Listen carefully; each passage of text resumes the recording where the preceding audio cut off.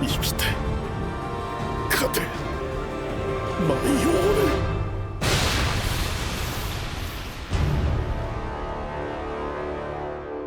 The hero killer Stain dies, and yet nothing changes in the battlefield. For a character who once shook the entire hero world, Stain's death lands with a dull, empty thought. No victory, no revelation, no spark of transformation, just silence. That silence is what makes this episode so strange. Shonen anime has always been about meaningful and impactful sacrifice moments that amounts to something.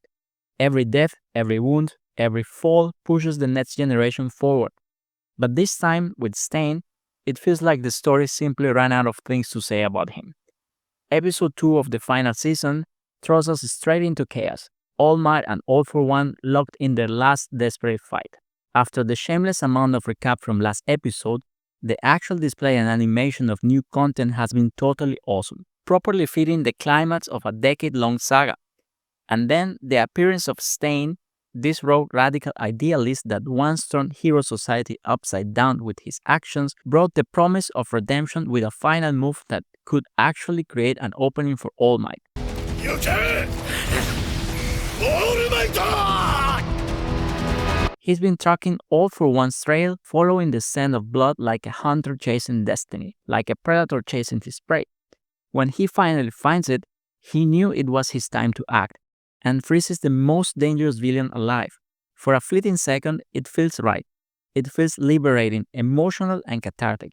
This is the moment Stain was born for, the anti-hero's redemption, the ideological circle complete.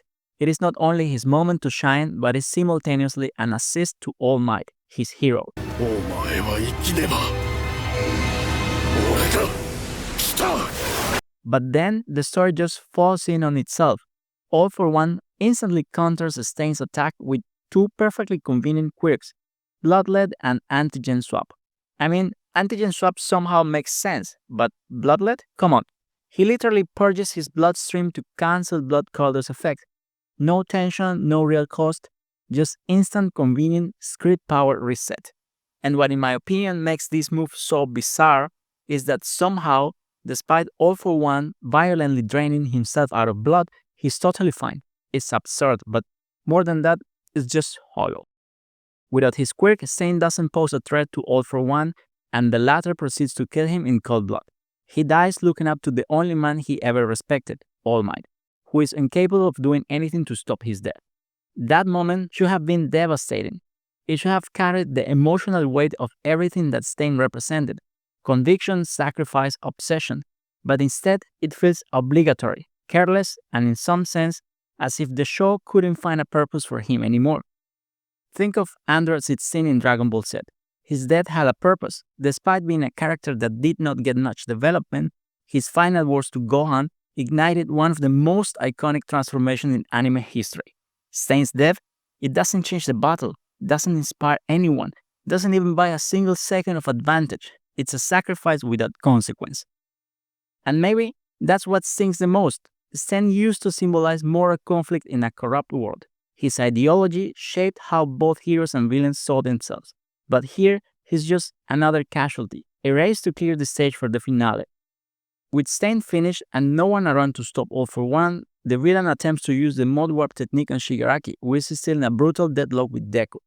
But Shigaraki's willpower is strong enough to oppose his attempted takeover. All for One then shifts his strategy. He decides that he will break All Might as a symbol, not that he has already broken the man. The cruelty intensifies as All for One carries a powerless All Might into full public view, so that the whole world can witness his defeat. This is pure psychological warfare trying to inflict maximum anguish. And we see the pain etched on Deku's face as he struggles against his own tears and the instinct to rush to his mentor's side. He knows his fight against Shigaraki is simply too important to break off. The drama is amplified with stunning flashbacks to Nana Shimura's final moments against All for One. Her last stand, her faith in her successor, her tragedy made All Might rise to be the hero he is, the symbol of peace. The memories fuel All Might's final, desperate and truly heroic move. The hopelessness of the moment hits hard, but yet again, it takes one final heroic flash from All Might. He didn't have to die, but putting his life on the line and inflicting further damage at the expense of his arm could have been an even better development for this scene. And just as despair reaches its peak, the camera shifts. A flicker of light among the ruins, Bakugo wakes up. The reveal is short but electric. His heart has been restarted and now it is time to pass the torch. With the end of an era for All Might, another begins, for Deku, Bakugo, and their classmates. But here's the thing that lingers.